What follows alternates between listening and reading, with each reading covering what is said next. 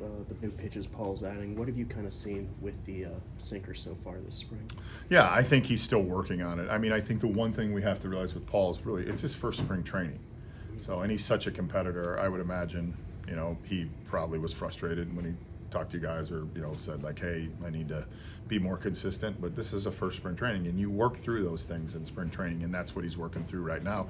I was really happy with the fifth inning. I mean, to go out and I think he threw, six pitches, to be able to go out, and finish off there because he probably only had 10 pitches left. So to be able to do that, I thought was impressive. What was the conversation like when he comes out and then goes back in, just that moment in the dugout, having that opportunity in spring? No, I told him when I went out to get him. I mean, I think a lot of our starters know with the way the rules are in spring training, like if it's that and they know what they're scheduled to do, I mean, as I get halfway there, I'm like, hey, you're coming back out because you want them to stay, locked into the process.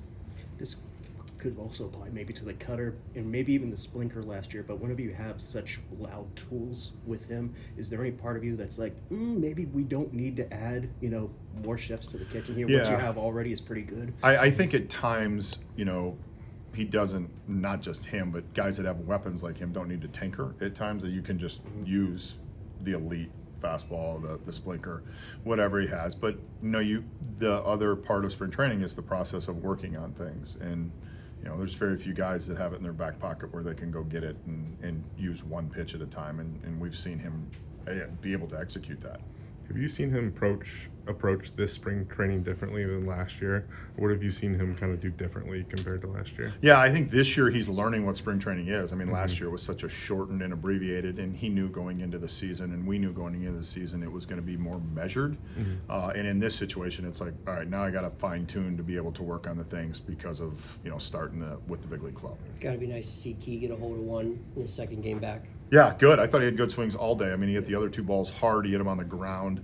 But yeah, good swing. He got a breaking ball up off a really good pitcher and was able to take it. And just to see him move around, I mean, he had to come in on the one slow roller that he got in between hop on. But yeah, it's just good to see him back on the field and moving the way he moves. Do you think his new swing, the two-hand, it's maybe prevented him from chasing a little bit? It seems like he's seeing a lot more pitches getting on base at a better clip. It's a good point. Guys that do swing the bat with two hands, especially when they go to it, it really does kind of refine their zone a little bit because you can't reach out as far to be able to stay connected, to be able to stay through the ball. So, yeah, that's an interesting thought, and I think you do see that with guys that make an adjustment like that. Barucki looked really good again today. I mean, just your assessment on him all spring. He's been really good. I mean, the split he threw before the violation punch out was probably the best one he's thrown all spring.